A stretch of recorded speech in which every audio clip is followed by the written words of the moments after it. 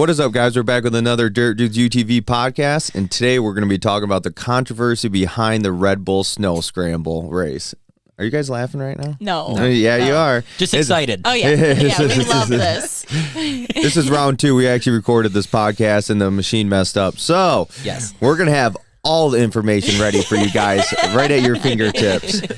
But before we jump right into the controversy of this race, and you guys have been maybe waiting for this and for us to talk about it, is we're going to talk about these two guys and how they both were able to podium at the RedBull Snow Scramble, our biggest race we've ever done, and Yeah. I mean our maybe highlight of our Dirt Dudes career here. It was my highlight. And I didn't race. Totally.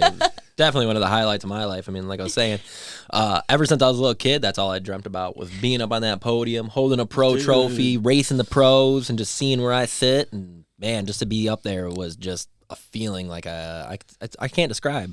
I feel like I've had dreams about that, and I made it like a reality, and it was just the best day ever. Yeah. And we worked so hard, and there was just so much ups and downs, and for me, you know, not thinking that I was going to be able to race because my four-wheel drive, and it was just, it ended up being the best day ever. I mean, so rewarding. I mean, rewarding. It was a battle all the way up to it. I mean, like Jake was saying, he was working on his four-wheel drive, not sure if he's going to be able to race or not.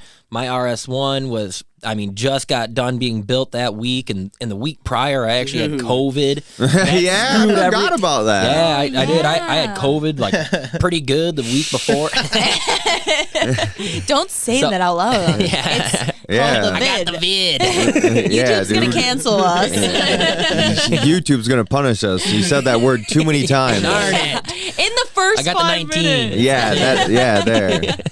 But, yeah, I mean, the weeks leading up to the race, it was rough for everybody. Stressful. And then just to, like, I mean, literally, we're in the shop till 1 in the morning the night before. Like every night before. Yeah. For like, an entire week. It was insane. I took a day to recover once it was all said and done. Sunday, I took Zach 2. and I slept all day on Sunday. I never sleep that much, and I could not believe, I was like taking naps midday, and I'm like, oh my god, it's 4 o'clock. Oh my god, it's 7. We should probably eat dinner. But it just made, you know, these trophies that much more rewarding, though. Yep. Like, after all said and done, like, even when I was done with the race and I got out of the car, I remember just looking at everybody, I'm like, man, I don't care if I podium or not. That was hands down one of the craziest things, the most awesome things I've ever done, and just the weeks coming up to this, and then being able to make it happen, and then battling Mitch on the track and in the trails for, you know, more than most of the race, you know, 3-4 laps. It was just I don't know, it was just a very like eye-opening experience. It's like, oh my gosh, man, this is just, we're out here doing it, man. I just felt so accomplished. It was very rewarding. Yeah, for and then you guys literally to get that. Yeah, and then when you guys were literally like, you took 3rd, I'm like, I'm getting a trophy. I'm like, yes, that was cool. We do have one more of these. We just don't have it here. Jacob. It was. I mean, we participated in a lot of races, but I mean, this was just the big one, man, and we knew about it for a while, and then it all came into fruition, and here we are. And we actually, I mean, it just makes us know that we're capable more than what we think. It's like we win maybe local races, stuff like that, but it's like, hey, man, I think we can hang with some big dogs here. Totally, man. Totally. And to put into context, if you guys don't really know what we're talking about, you should really go back and watch our RedBull Snow Scramble race. It's a RedBull race that was hosted at our local off-road park that we go to more than any other place. Twisted Trails Off-Road Park in Coatmish, Michigan. Definitely home turf. Yeah. I think 100 videos on that place, so check out those videos. Yeah. Totally. And so they brought out a pro. So it's sponsored by RedBull, and they have worked with USAC that does all the rules and everything for the race, and they brought out Mitch Guthrie Jr., multi-time KOH winner. He won the Mint 400. Yeah. He's done a bunch of different. Very talented. I mean, Talented. he's a big racer out there, and he competes in pretty much all of them. Right now, he's in Abu Dhabi, Saudi Arabia, something. Yep. A young guy. I think he's only 26. So. He literally raced today. Yeah. So, and we got to meet him. Super nice. All this. Totally. And they bring him out there. He's going to compete against us Joes. Even though there is some other guys out there that are dang near. They're in the pro levels, man. I mean, the guy that actually got second in the pro series, AJ Zirkle, he went and competed in KOH. He did really good. I mean, he's got a professional car, basically. Yeah. He's a pro. I was going to say, it took months for Nick to get his car under operation, prepared for pro, where some of these guys just had a couple of tweaks here and there. Whatever. We spent a lot of time making sure that Nick was going to be prepared for this race to go into pro class. Yeah, like the RS1 really got transformed over months of working on it and just turning it into a whole nother animal. And just to be able to race into it, which I will say we were worried about, like the requirements coming into the pro. Jake, really all he needed was an aftermarket cage and he would have been money. He could compete it in there and that would have been sweet. The rear bumper. And maybe, who knows, they might even sled it. But they were pretty lenient on the rule set. They just want the race to be safe and everything. I was going to say also, because everybody raced together, there really was not like there was not really a difference whether somebody raced pro or somebody raced sportsman. Yeah, everybody raced forever, dude. What are you talking about? Yeah. Well, everybody raced together. So I don't think they're going to allow it. They're going to kick me out of sportsman. We'll just go over some of the minor controversies or just like things that were problems, I will say, leading up to this. This is their first race of a snow scramble. Yeah. This is their first year of doing a series of scrambles, which we've talked about in previous podcasts before. Go back and check it out. And they did have one that was similar. It was an ice race, but it's really not that similar because you need studs no matter what for that. Depending on the requirements of the snow, maybe you wouldn't need studs. But for this time of the year and what happened leading up to this race, if they would have had 60 racers out there with no studs, it would not have been the safest thing out there. The week before, I would say, like, maybe not need studs because it was raining. And it warmed up and rained and then froze. That was the biggest issue. So then, So going up into this, it was like studs were like up in the air. Then we found out studs were allowed, but they allowed eye-grip studs. Long story short, they ended up just pretty much allowing cold cutters because so many people showed up with cold cutters. And a cold cutter stud is a way bigger advantage than these eye grips, which is what Nick ran in his RS1, but it was a used set of tires with eye grips in it. And I'll tell you right now, there was maybe 50% of those eye grips that had something coming out of them, but it was literally like a small rounded off punch. They were used. It was. I definitely had a big disadvantage on the studded tires, and just because it was the discrepancy between cold cutters, eye grips, and then we were talking directly with USAC, and he's saying, "Well, I'll just make everybody not wear or run cold cutters." So it was so up in the air on stud wise. I mean, I have a 30-inch set of carnivores that are super studded. That we used at the ice race, and that's what I was planning on running. Those are 12s, right? Yeah, no, they're 12s, and that's what I was planning on running at the RedBull. But we literally got no AMA cold cutters, blah blah blah. So we got those eye grips, and it was definitely a disadvantage. They did hook up, but not nearly as well as a cold cutter.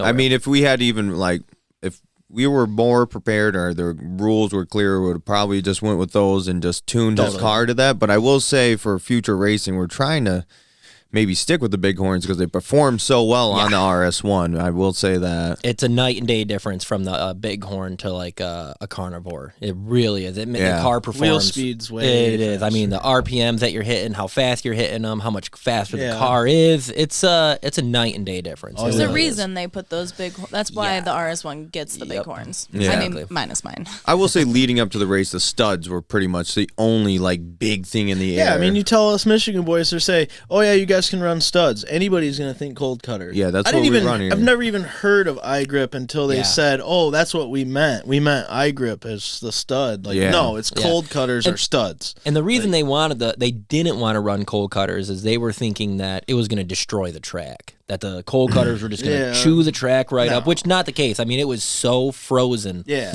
We had every so trail much rain and ice. Yeah, it was every trail was like an ice track. It was literally ice trail. I will say if it was maybe warmer or something like that, and they were able to chew down to the ground, it would have destroyed it. It would have. But at the same time, I mean, 10 degrees. We're doing an endurance race. This isn't on the track. This isn't whatever. I mean, if it's a race, man. This is a race, man. If I'm going to chew up the track, then this is going to, what it is. That's what we're here to do is chew up that track. Here to throw the dirt, they were throw trying the to snow. Preserve the property of Twisted Trails. Yeah. Like, they were worried about the ground being tore up, but That's I don't true. think they even understood that this is an ORV park. Like, there's 4-foot ruts out there. Like, from other races.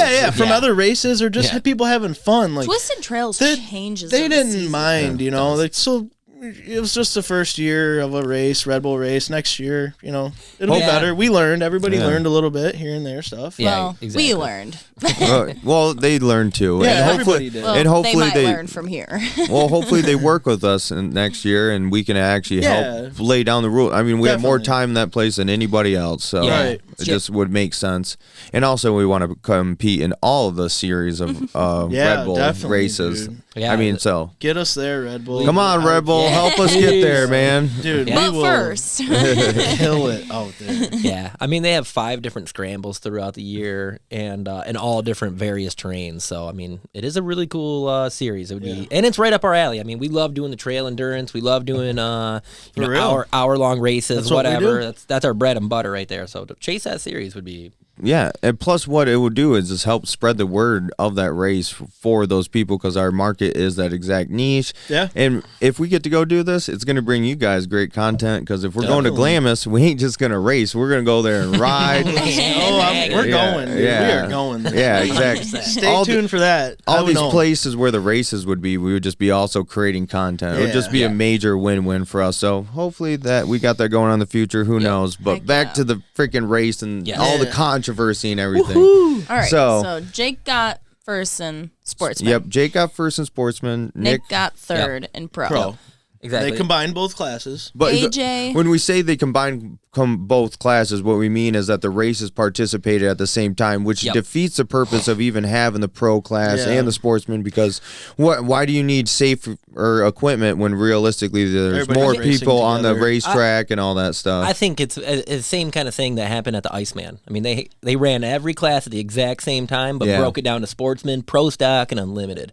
And I just think that I don't think that's a bad idea, just because it gives more racers an opportunity to take home a trophy or whatever. That's true. You know what I mean? So, and also guys that are like, man, I've been building this pro car for months. You know what I mean? Yeah. And then I get to show up and race with a stock car, Exactly. You built your car for months, and then they changed the rule the night before, and then we raced the same race. Yeah, exactly. So I think it being a pro class and a sportsman class, it's more than just being on the track. It's the driver in his car and how much prep you put in your car and I think and you're all right, that kind of dude. stuff like that. That nails it down. I think you're right, because I mean, if you don't have a car that can compete, but you still want to race, and you still will have an opportunity of placing. Exactly. And you have an opportunity of placing, exactly. So, I mean, I do like how they broke it up and running the same class at the same time. I mean, it makes it more fun for spectators, but what bummed me out the most was you couldn't race. Yeah. I was bummed that you weren't able to race, and shout out to G for just sacrificing that race to bring you guys the best content. Seriously. I mean, because we were in the shop during the week working on your car. I literally started studding tires that the night before the race, because once we found out the cold cutters were allowed, I'm like, well, bye Terra Masters. And I did 2 tires, because the 2 of us were working on it, did about half of them, and then some friends show up and they're like, hey, they're combining both classes, and Zach's like, I see it in your face. I mean, you just seen the whole rest of the night, dude. Just disappointed, man. But we got super. I was just super conflicted on what to do, but I'm like, in the long run, this is about. I mean, we do this for fun and everything, but we've taken the next step to try creating this into a business. If we don't have good content, it's like, I get it. We're here. We win would be awesome, and that's a win. But we're also trying to build this brand and who we are. And if we want to be able to do more races like this, we need to have good content and be able to use that as leverage to try making this happen. Well, also we got super lucky because Nick's GoPro didn't even work the whole time. So if you didn't have any of that drone footage and you were racing instead, there would be very minimal coverage. It basically would have been Jake's car and the Handycam, which was only one very small portion of that track. Yeah. So if you guys are wondering why Nick didn't have tons of car footage there, it was like his camera got iced over right away. And they just pretty much, I remember going through the footage and I could see action shots happen. I'm like, oh, that's Mitch. But I'm like, If anybody watched this, you would have no idea what the heck was going on. You just saw a tire. Yeah. Basically, could see like out of the peripheral. I'm like, oh, is that a tire in a RedBull? So those guys go out there and they start competing, and man, Jake in qualifying lays it. Well, before the race, Jake lays it down in qualifying. Man, he ends up being second overall out of everybody. So with the sportsman and pro being combined, it's like if you're a sportsman but you get the fastest lap of the day, you start first. Yeah, so you're right up there. Mm-hmm. Yep. And so what was cool is Nick and Jake both ended up in the front line. So would you qualify, Nick? I think fourth. Yeah, so which is amazing. Again, maybe not. In pro. Was it fourth or was it So he sixth? qualified eighth. Oh, eighth. I qualified eighth. Okay, but he's fourth in the pro. But he was in the front row. But he was in the front row. in the pro. So if they did the classes separate, yeah, you're right. he would have been fourth in the pro. Yeah. But because they did them all together, okay, he qualified maybe that's eighth. Yep, I get what you're saying. Yeah. So fourth pro, but eighth overall. Yeah. Oh. So either way, they started in the first row together. Which is amazing because, like I said earlier, Nick's studs were not well. Jake studded his tires the night before, and so he ran the cold cutters. Game changer. But you ran 10s. You didn't even run 12s. Yeah. When we went home and I bought the cold cutters, they told us it was 10s only, and that's what I bought. But if it was anything, obviously you would want to run 12s. They call them Canadians. They're literally twice the size of a number 10. Yeah. So right before the race, they said that you could run 12s. There might have been a few people out there with 12s from the previous ice setup, and they were fortunate enough to bring that setup with them in case, but they changed the stud rule literally the night before, and I put like 800 studs in my tires until 2 o'clock in the morning and got up super early to go race. So. Yeah, that was awful. And also, it was crazy. Like, it was awful. Yeah. It was rough. And I was running a borrowed set of tires, so I didn't want to start slamming cold cutters on top of somebody else's tires with already eye grips. And on top of that, changing up everything we've tested throughout the week to change up right before the race. I just, if you would have known, you would have brought your carnivores. Totally, I left them at home. And you would have been like way fast. I told you to bring them just If there's ever a discrepancy between eye grip and cold cutters, throw it out the window because cold cutter is like far superior to eye grip. Oh yeah, by far superior. Don't even waste your time, basically. Like, Jake was like one of the fastest guys out there. There was only one person faster, and it was Frankie J, in which he did finish the first in the qualifying overall with a Turbo S that he actually got from Nick Seuss from Side by Side Blog, and then that took a crap, and he ended up racing our buddy Ed's X3. And he did actually lay down the fastest lap time of the entire race, but he didn't finish. So technically, like Jake, with a finished racer, got the fastest lap time during the race. Woot woot. Which he was ripping out there. But what's really impressive in my eyes is Nick going out there in the Pro Series with an NA car, RS1. You're talking about stock is 110, and like Mitch's there, stock is 181. I mean, dude, you know Mitch has got a little more than 181. And Mitch but, I mean, we got a little sauce in ours. Yeah, we got some sauce in ours. I will say that. But no, definitely having the NA car out there. I think I was the only NA car in the pro class. Mm-hmm. You also put yourself at a disadvantage because you not only had the used eye grips, but then you gave the pro driver studs. Do you guys know that I went up to Mitch and was like, that was like my conversation starter when I seen him qualify. I'm like, why don't you have studs? Oh, really? Yeah, and I'm like, dude. Yeah, so I started talking to him. I'm like, just come over here with us. Jake's like, what the hell's let me show wrong you with something, dude. Let me take you under my wing, Mr. Professional. Let me stud daddy over here. Yeah, we hooked him up. I brought him over to Nick and Zach, introduced them, and Nick was like, dude, we got some studs for you. And Nick hooked him up, and I kind of showed him a little bit on how to put him in and sent him on his way. And for the main, he had him started up, and it made a big difference. Oh, yeah. He finished. We helped him out. What did he qualify? 16th, terrible. He had no clue how to put those in. He's like, so what do I do? Like a stud, a tread? And Jake's like, no. No, there's a science behind it. How much time do you have? Angle, direction, and don't let him touch anything but the ice. It's serious we even stuff. thought when he showed up that because he's sponsored by RedBull and Polaris, he's just gonna have the most ultimate setup and everything. But that just shows you that even he was kind of clueless to what was going on. No studs or anything. If Nick wouldn't have hooked him up with those studs, it would 100%. He would have not won that race. No, not even close. He wouldn't. But, we're out there to race. And, right. And like any other race, we always help racers that are down. Definitely. You know what I mean? If we can help you out to get on the track, absolutely, we will, And he's super nice, dude. I as soon as he gave it to him, I was like, "Why'd you do that?" So it's like, I'm not gonna lie, I was being mean. I was just in my Nick is the nicest guy I think I've ever met in my entire life. Racer's etiquette. I just really wanted to throw my wheel against like a pro driver's wheel, right. like fairly. And it's like if he's not out there on studs and he's slipping and sliding and I beat him, I can't say that I beat him. It's not fair. I can't say that I'm faster than Mitch. Oh, I would say you beat him.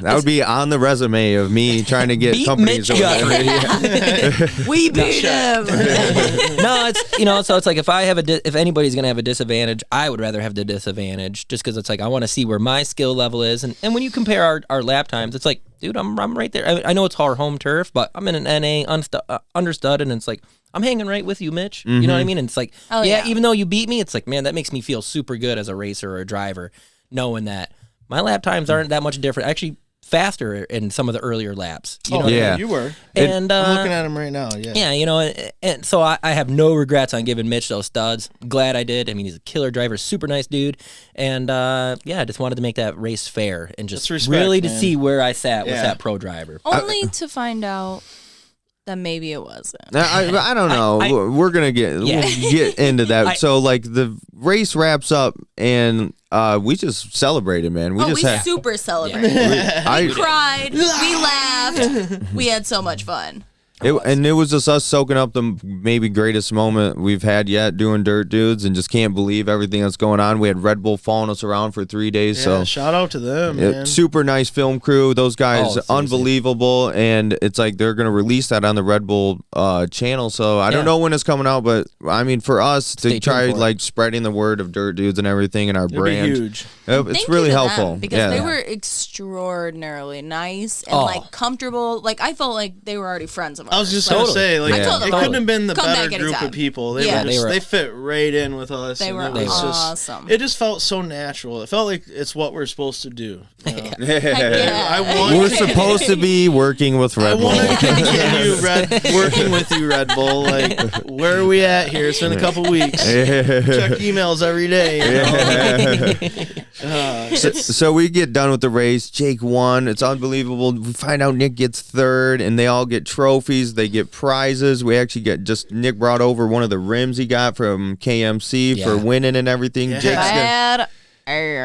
Which, hey, Jake hasn't made the order yet. He doesn't want to get BFG UTV tires. If anybody has any experience with those or any opinion on them, maybe try leaving a comment below, because he's just going to get some truck tires for his truck. I want it's basically a $2,000 gift card for BFG tires. It's his prize money. KM3 do whatever the hell you want with it, dude. You want to put them on your truck? Put them on your truck. My opinion, those tires are for more West Coast riding, and I don't want those, and I'm going to throw some KM3s on my truck. I actually already ordered them. You did order? They're already on the way. Yeah, I got 5 tires coming for my truck. I got some 285 70 17s. All right. KM3s coming, dude. They'll be on my truck this week. There we go. I'm serious, dude. He needed the truck tires. I like how he held out this whole weekend from that. Just now let us know that those are officially ordered. They might be in my house right now. That's funny. Wait, I remember you saying when you came up here, like, you have to help me pick which tires I want to get. I called this Jackson Motorsports, or whatever, the company that sponsors BFG or something like that, and they helped me out. Shout out to them.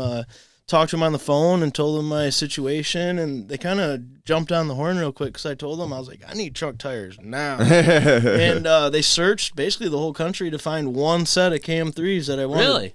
Wow. I don't know where they're coming from, but they'll be here this. Oh, that's aweson. Yeah, that's super awesome. That's good. No customer comments. service. We don't need to know if those tires are good. They're gone. We already got them. Yeah, that's all right. I'm not gonna put them on side by side, dude. I want to go fast. So they get their prizes. We go out. We go hang out at the dirt compound, and come to find out later that night, there was a little bit of discrepancy on the times. So during the drivers' meeting, we all get these transponders. The racers do. This keeps tracks of your lap time. It's also a GPS device, so they can see where you are if you cheat or anything like that. You're responsible for it. Yep. Yeah. If you lose it, it's $400. But they also said if you lose it and it doesn't get your lap time, then you're out of the race because there's no way to verify it. Right. And Mitch Guthrie Jr. did not have lap 4 and 5 verified under his transponder, so they went back and they did timestamps because there was people videotaping it. Do I know how accurate that is? No, but let's go down the list of his laps from first, second, and third, and then they have 2 lap times for lap 4 and 5 that they got from the video. He has basically 3 accurately recorded lap times. 1, 2, and 3. Yep. Lap time 1 was 8:27. Lap 2 was 8:26. Lap 3 was 8:29. It's all pretty consistent. Yeah. Magically, as transponder quit working, and they have for lap 4 only 16 minutes. So they grouped lap 4 and 5 together and said that he basically ran an 8-minute lap time for the 4th and 5th lap, which put his total time 1 point something seconds faster than AJ's. Like a 1.2 or 3 seconds faster than the guy who got second, who is AJ Zirkle, which is a serious driver. We've competed with him a bunch, and he was out front basically 98% of the race. Me and AJ watched Mitch cross the finish line from the Red Bull truck where we parked, where we got our awards. Me and AJ were parked out of our cars and watched everybody else finish. Well, that's what I'm saying. I watched them pass, and then I watched you finish your thing. I'm like, okay, so when you're saying that Mitch won, like, right? Okay, I don't know about that. Yeah, I was like, that doesn't make sense to me, because the difference between AJ finishing, and then it was like a little bit second later, then Jake finishes, and then a little bit longer. 2 minutes. Yeah. Then Mitch comes, and then Nick is, a little bit right behind him. Yeah. And so I'm like, okay. And then once they said that Mitch won, I was like, well, that doesn't make sense.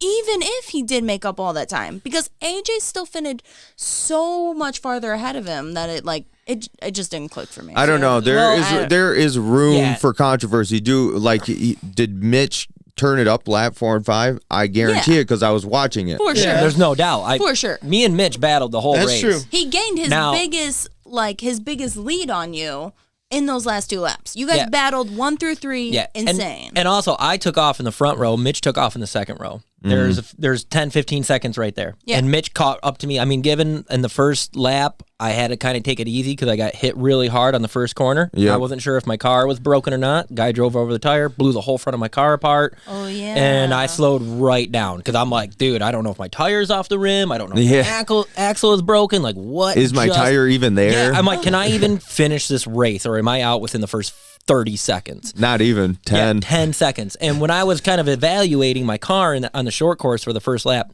Mitch got right behind me. And me and Mitch battled all the race. And we got caught up. Like, Mitch's lap times there at the 8, higher lap times. That's where I have higher lap times. We're caught up behind lap traffic. And by the time the 4th and 5th lap came around, me and Mitch basically got in front of all the other cars. I think I had a total of 5 or 6 passes. So that means so did Mitch, and passing me. And when we got into that 4th and 5th lap, we were actually able to finally, we didn't have lap traffic, not a lot of people in front of us, maybe 1 or 2 cars. And you can see that I shaved 20 seconds off from 3rd lap to the 4th lap, so. And I know Mitch, I'll tell you what, when I was following him, he was cooking. I could see him pulling away from me. Yeah. And I'm like, man, I'm driving fast, and I can't catch him. He stuck that line. He got the track down. Mitch was gone. So is there any doubt in my mind that Mitch probably have gotten an 8-minute flat lap time? No, he might have. There's a very good chance he got an 8-minute flat lap What's time. the fastest lap of the day? What'd you get? It was mine, 8 minutes, 11 seconds. That's fast. But I'll tell you what, I'm at 8:17. I was hauling the mail, dude. Yeah, but look, I have an 8:17 for mine, and I'll tell you right now, look at the video and look how far I fell behind Mitch. Really? He's gone. He's 10, 15. But not, okay, yeah, no, 10, 15 seconds, not a minute. But if I have an 8:17, at the end of the race, he had a minute total between 4 and 5. He had a minute ahead of you. I'm not. If you timestamp, I think you're only going to be off maybe by a couple of seconds. Okay. I'm gonna tell you, if I got an 8:17 and I'm watching Mitch just pull away from me, and then I watch the video and I see where Mitch is at on the track, and then where I come up, dude, he's 10, 15 seconds I edited it, so you don't even know, dude.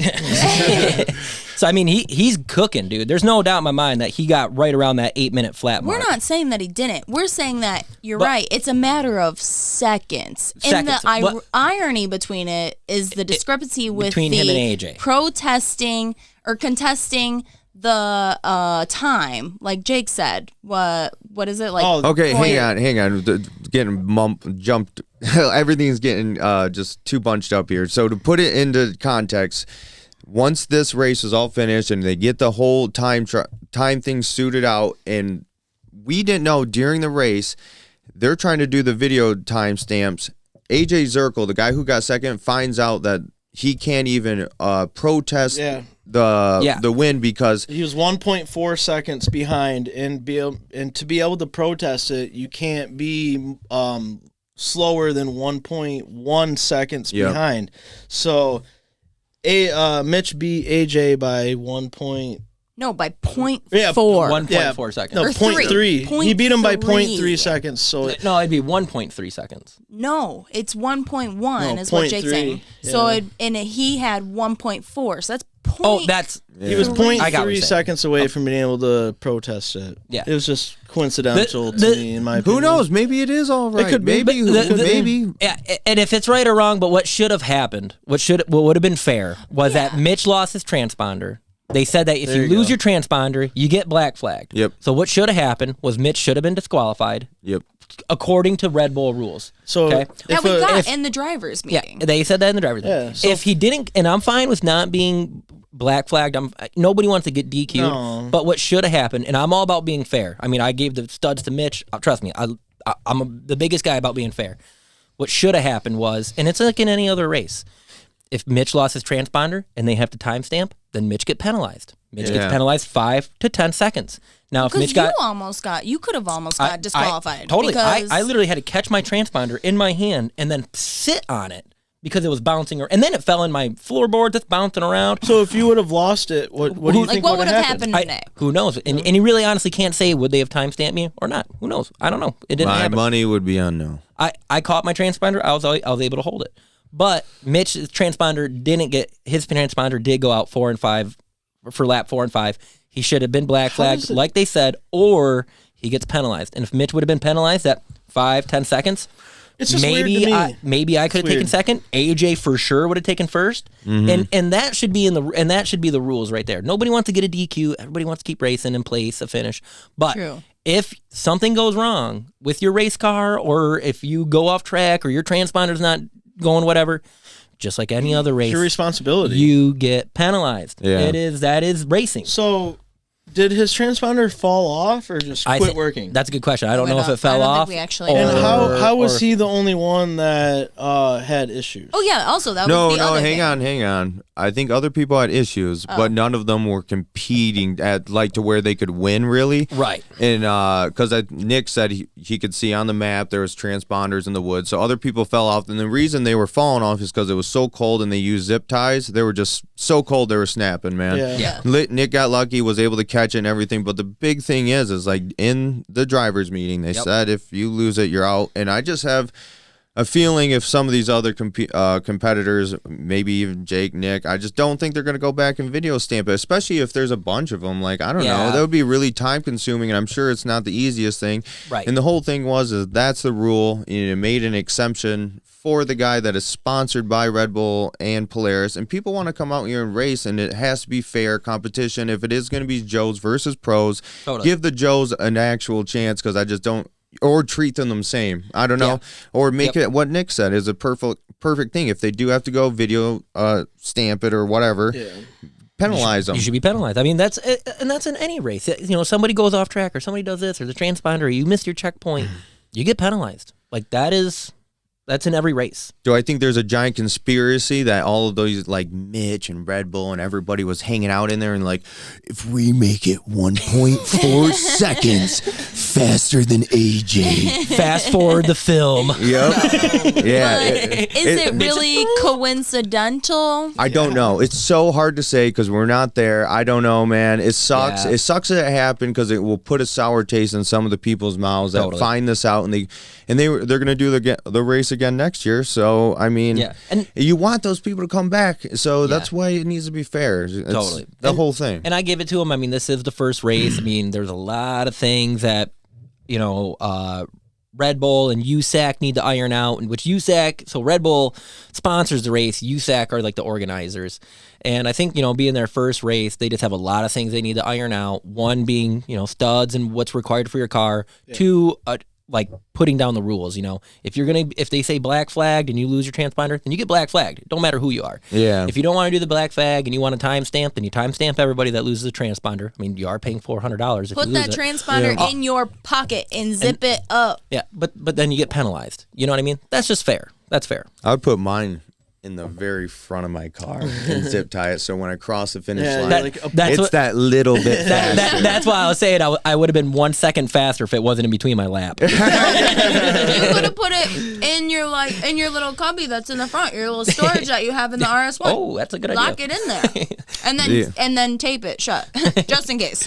Unless a KRX hits you and blows it out. Yeah, no kidding, dude. Just never know. Fastest KRX we've ever seen. Yeah, that guy was cooking. The guy in the KRX was cooking. Yeah, he also hit Mitch, if you guys didn't notice in the video. Yeah, thank you for hitting Mitch, because that's how I got the pass.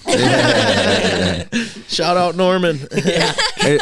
And it's like, I mean, when we found all this out and we were tossing back and forth, because who knows, man, if we knew for sure what the times were and they were verified, it's like Nick possibly could have got second. What do you got instead? He would have got rims and tires, which is a huge thing. But the biggest thing is not even for us. It's AJ Zirkle, it's man. It's for AJ Zirkle. I feel for you, AJ. Totally, dude. You're a second. You drove good. 1.4 seconds. Than a second. And he's the one that had the actual verified times. And the reward for winning the pro class was $5,000 in Polaris, whatever. Money. Huge money.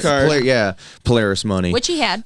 A Polaris. Yeah, which he does. He uses a Turbo S, and he's a racer. He's going out there and doing KOH. I know his car, I'm pretty sure, had a bunch of problems from the KOH race he just did, and then came and did this. He's banking on that. He did good in KOH, too. Yeah, I think he got 7th overall in his class. I mean, AJ is serious. Yeah, and I'm just thinking, like, who needs that money more? Is it the dude that finished the race legitly with all verified times, AJ, or is it Mitch that's sponsored by Polaris and RedBull? I don't know. I mean, if I was running the event and I saw all this and then we made those rules, in my opinion, I would be like, dude, sorry, but we can't make an exemption just because like we brought you here. Yeah, it's like this guy won fair and square.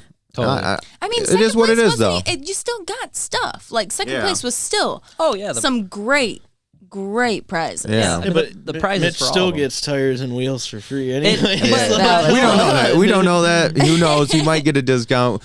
It is what it is, though. At this point, we're not bitter about it. We don't even think about it. I mean, I still want them to come back. I still want them to be another race there. No part of me is like, hey, man, you guys cheated. Don't come back here. If anything, we're like, please come back. Let's tune it up a little bit. Let's make it better. Let's make some adjustments and let's make it even better for next time. Learning curve. Exactly. We're going to come back next year to get the trophies on multiple realms. Totally. Yeah. I mean, I want another one of these things.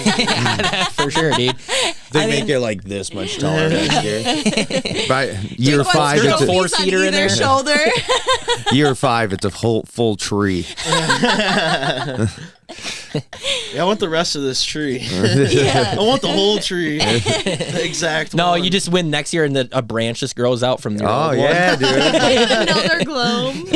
It's the Groot of trophies. I didn't tell you, but this thing's actually alive. You're supposed to water it. Talks to me. You have to spritz it every once in a while. Shine her up. She's good. No, I mean, the RedBull, it was my favorite race I've done to date. It was a ton of fun. Not even just the race, but the event itself, how RedBull set everything up out at Twisted. I mean, guys walking around giving out Red Bulls. I know one guy that got like 25 free Red Bulls. That was us, dude. I mean, there was Red Bulls. Well, maybe if you guys kept sending them to me, I wouldn't have to take them. Every time we'd go, Zach's like, yeah, I'll take another. He's like, you want to take another? He's like, Yeah, I'll take another. And the next thing you know, we're coming back with like 3 Red Bulls each time we see them. Oh, yeah. We're like, stuff them in the truck. My heart took some damage that day. Oh, yeah, dude. I drank like I didn't the most Red Bulls I've ever drank in my life. I don't even drink Red Bull. And they're like, you want one? I was like, yeah, I'll save one for later. Well, I'm giving her the eyes. I'm like, that's one more. Get a Red Bull. I'm like, okay. Dude, it was cool. We got to do that tour of the Red Bull bus too. Shout out to Mario guy. Yeah. Oh, that drives was that thing. so cool. The whole thing, like if that is happening, I'm pretty sure 100 little stuff here. And there. I'm 100% sure it's like happening again next year. So if you guys want to come to this race, not even to race and just watch, it's a cool little event, man. It's a good time. I mean, it was so much fun. It was freezing out, and people were still out there spectating, having a good time. Literally, and these races are all over the country, so you don't have to be just from Michigan. Look them up online. They do ice scramble in Iowa. They do mountain ones in Pennsylvania, Stone in Tennessee, and then Glamis for sand. So check them out. Yeah. Scattered throughout the states. Despite all this controversy, we are still wanting to compete in these races and travel all over because we want to create the content. It's going to be fun, and man, it's just cool being able to actually put yourself against the pros. It is, and like we were saying, it's their first race. Things need to be ironed out, especially for rules and regulations, and scenarios that go down like the transponder and stuff like that. Which I'm sure, hopefully after this podcast, it will. Yeah. So, well, I mean, I think after the race and everything that happened, I think right after the race, they've learned their lesson. Hopefully, who knows, man. Either way, like no sour taste in our mouth. We're extremely grateful for everything that happened. We're extremely grateful for these two performing how they did. I mean, that was the best thing ever because as many races as we do, I feel like chaos just always tends to follow us. Yeah. Break it, Jake. And instead, he was winning, Jake. Dude, that was the best part of this entire thing. I used all my luck for the year for that one weekend. Didn't have a very good day yesterday. We'll give it a couple weeks. No, either way, I mean, that was just so much fun and so heartwarming, I think, between not only like you guys, but all of our friends that came and raced and everybody that we do know. And honestly, it was just such a fun experience. I would die to do it again. I don't even want to die. I cannot wait to do it again because I know that we will. It's going to happen.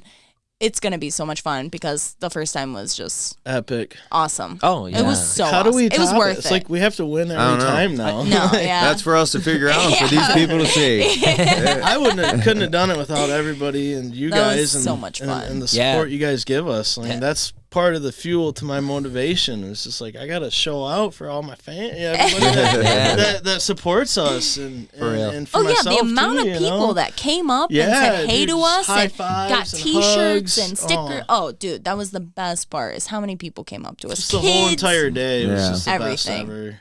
Yeah, you guys are the best. It was a good time. Oh yeah, thanks to Tara. For giving us these sick photos on a cup of those us. Sweet. If you guys can't see, it's us from just holding the trophies, all There's celebrating. also a after the photo race. there behind us. I mean, like, Sweet. that was so generous and so thoughtful. And I'm sure Nick and Jake can't wait to get theirs because they're not getting mine. No, seriously, I just want to give a big shout out to all the sponsors and stuff like that. When I was standing on the podium, my brain was seriously on cloud 9. I was so jacked to the gills. I wasn't even sure what I was saying. I wasn't even sure if I was actually standing up on the Red Bull podium or if I was imagining it. Honestly, So I just want to give a big shout out to all the sponsors that help get my car there, and that's Inman Trucking, Twisted Trails, Mesick Mold, Fuller Manufacturing, Aftermarket Assassins, Finks Performance, Brunton's Last Resort, Bruntons. WR Performance, best wash product on the market. Seriously, endless. I wanted to give you guys a shout out on the podium, but like I said, I felt like I was 12 years old, just having the time of my life. I felt like a little kid up there. Dirt Dudes UTV, baby. Yeah, exactly. And also, I want to give a big shout out to all you guys. Seriously, Our team. I mean, we would not be where we're at if it wasn't for As much as Chief, Jake, all of you guys. Dude. Seriously, it was unbelievably rewarding. As much as the late nights, just like, oh man, dude, we're getting to bed at 1. Not even. We're coming inside at 1 o'clock, and we're like, all right, let's wind down from studding tires and making sure the belts are warmed up and making sure that everything's good. Yeah. Honestly, there's no more rewarding experience than to see the smiles on your faces holding those freaking trophies up on those stadiums. That's so awesome. No need to thank me or anything. This is all team effort here, dude. Like I just the journey is just unbelievable. All of us working together is that what's gonna make this turn into something bigger. The highs just keep growing. Well, love it. All right, we're ready for more races. Bring it. Yeah, and honestly, there's gonna be a lot of races coming up this year. There is the only reason you're not racing this year is because you don't want to. That's seriously. Michigan is popping with races. It really is. I mean, so upcoming races are we got the RBOR series, which we always go to, you know, and the RBOR series is actually even going to be a little bit cooler this year. They're going to break it down in NA class, turbo class, so we're going to take a couple more trophies home. And they're going to up the races a little bit. There's 3. And then you got IDBROP that's got a race series. I think they have 22 races. Is if you guys total right? in Michigan? Yeah. 22 this summer. Yeah. 22 races. That is insane for a summer. That's every weekend of your summer. Yeah, I mean, from when we first got into racing, we were struggling to find races. Yeah, we're like, where do we go? Where do we got to travel to? No, you can go anywhere in the state and find a race. And what's cool, it's all different sorts of racing. I mean, the RBOR being a trail endurance, then there's going to be county fair races, short course racing, there's going to be oval track racing, there's drag racing. There is going to be every kind of racing you want. And if you guys want to find any of those races, check out IDBROP. That they have all that up on their Facebook and probably a website. I'm not exactly sure, but those guys are really good at hosting, and we actually just did one of the races, so stay tuned. Or if it already came out, I'm not sure. It is what it is. But that's a wrap. There's a tidbit of drama that we got there for you from RedBull, and I mean, we don't know what the real facts are, but that's our opinion on it. That's what we got. I mean, that's what we experienced. That's just what happened, and that's the information that we got. That's the information we have, and that's all the that's all the stuff we know. And those are our recommendations for next year. You know what I mean? Exactly. Yes. One thing that we can guarantee, though, is we all had a good time, and we're going to do it again. So had an amazing time. Doesn't matter even if you did cheat it. We'll be back. Yeah, buddy. Just kidding. All right, guys. If you want any of the sponsors that helped us, any of their products, links are in the description below.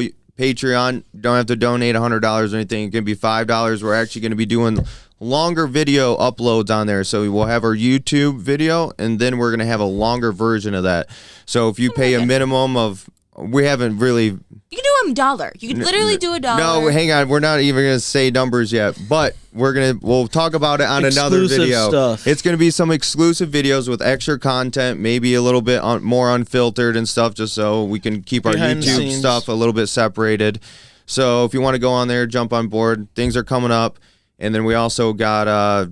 man, I can't think of anything else. Teespring below if you want some merch, or you can email us at dirtdudesutv@gmail.com. That's this merch right here. If you want any aftermarket assassin parts, that's what all of us run on all of our machines. Yes. We got even more out there we're going to go put on. So it's the best stuff on the market, in our opinion, for how much money you got to pay. Totally. And hit us up at dirtdudesutv@gmail.com, and we can get you what you want. We can help you with your car setup. You tell us what you have, and we can make recommendations. And if you want to go to any of the IDBROP that races, which are majority in the St. Helen, Houghton Lake area, which I'm assuming Saginaw, all that stuff, definitely hit up, call, book ahead. Chad at Brunton's Last Resort. Yeah. I mean, he's pretty centrally located. He's got cabins, direct trailhead access to St. Helen. It is phenomenal. I mean, the guy is just the nicest guy ever. And super friendly. He'll help you with anything you need. You either saw it in our last video or our newest one coming up. Check it out. Chad's Brunton Last Resort, St. Helen. Amen. Best place to stay there, whether you're racing or just going riding. Totally. That's a wrap. See you guys in the next one. See you later.